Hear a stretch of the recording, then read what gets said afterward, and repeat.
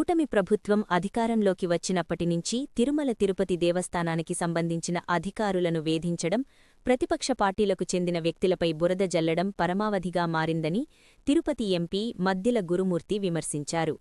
TTD పరిపాలన పూర్తిగా గాడి తప్పిందని పేర్కొంటూ దీనికి అనేక ప్రత్యక్ష నిదర్శనాలు ఉన్నాయని ఆయన తెలిపారు. గత వైకుంఠ ఏకాదశి సందర్భంగా జరిగిన దురదృష్టకర ఘటనలో కొంతమంది భక్తులు ప్రాణాలు కోల్పోయిన నేపథ్యంలో ప్రభుత్వం ఎంక్వైరీ కమిషన్ ఏర్పాటు చేసినప్పటికీ ఏడాది గడిచినా ఇప్పటివరకు ఆ నివేదిక వెలువడకపోవడం ప్రభుత్వ నిర్లక్ష్యానికి నిదర్శనమని అన్నారు. అదేవిధంగా తిరుమల, తిరుపతిలో వరుసగా భద్రతా లోపాలు చోటు చేసుకుంటున్నా పట్టించుకునే నాథుడే లేడని ఆయన ఆవేదన వ్యక్తం చేశారు. వైఎస్సార్ కాంగ్రెస్ పార్టీ అధ్యక్షుడు, మాజీ ముఖ్యమంత్రి వైఎస్ జగన్మోహన్ రెడ్డి ఆదేశాల మేరకు తమ పార్టీ ఎంపీలు కేంద్ర ప్రభుత్వానికి ఈ భద్రతా లోపాలపై లేఖలు రాశారని, దానికి ప్రతిగా కేంద్ర హోంమంత్రి అమిత్ షా కార్యాలయం రాష్ట్ర ప్రభుత్వ ప్రధాన కార్యదర్శిని వివరణ ఇవ్వాలని ఆదేశిస్తూ మా లేఖకు వివరణ ఇవ్వాలని ఆదేశించినప్పటికీ ఇప్పటివరకు ఎలాంటి స్పందన లేదని తెలిపారు.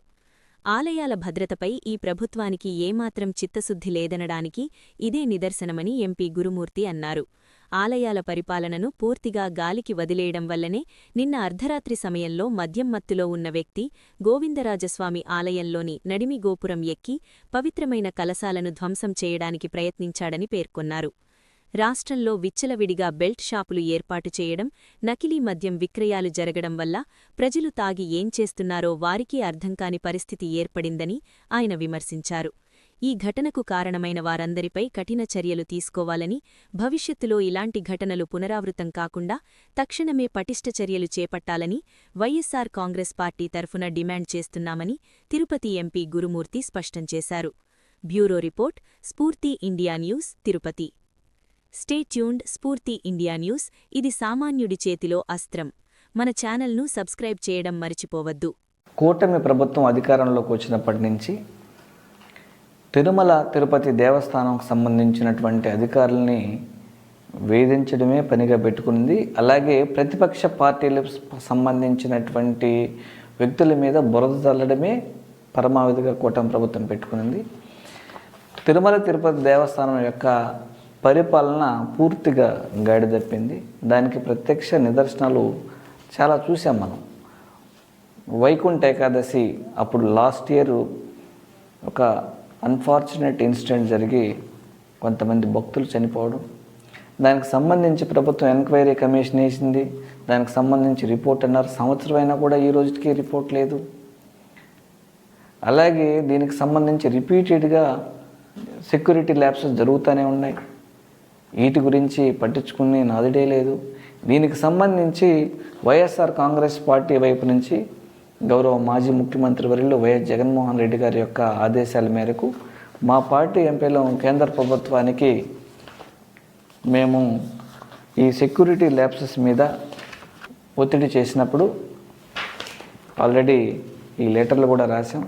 దీనికి సమాధానంగా కేంద్ర ప్రభుత్వం నుంచి అమిత్ షా గారి ఆఫీస్ నుంచి రాష్ట్ర ప్రభుత్వానికి సంబంధించినటువంటి చీఫ్ సెక్రటరీకి ఎక్స్ప్లెనేషన్ ఇమ్మని కోరడం జరిగింది. నాకు కూడా ఒక ఎక్స్ప్లెనేషన్ కాపీ పంపమని అడగడం జరిగింది. కానీ ఈ రోజుకి చీఫ్ సెక్రటరీ గారు పట్టించుకున్నటువంటి పాపాన పోలేదు. సో ఈ ప్రభుత్వం ఆలయాల భద్రత మీద ఎంత చిత్తశుద్ధి ఉందో దీన్ని బట్టి అర్థమవుతుంది.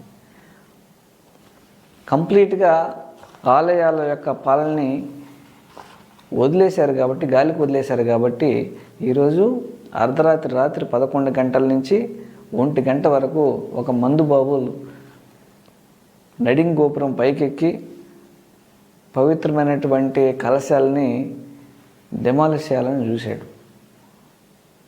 అంటే ఎక్కడ పడితే అక్కడ మద్యం విచ్చలవిడిగా బెల్ట్ షాపులు పెట్టి అమ్మి విచ్చలవిడిగా నకిలీ మందు అమ్మడం వల్ల తాగి ఏం చేస్తున్నారు ప్రజలు వాళ్ళకే అర్థం కాని పరిస్థితిలో ఉంది. సో ఎవరైతే దీనికి కారణభూతులైన ఖచ్చితంగా వాళ్ళ మీద స్ట్రింజెంట్ యాక్షన్స్ తీసుకోవాలని, ఇలాంటి ఘటనలు జరగకూడదని వైఎస్ఆర్ కాంగ్రెస్ పార్టీ నుంచి డిమాండ్ చేస్తాము.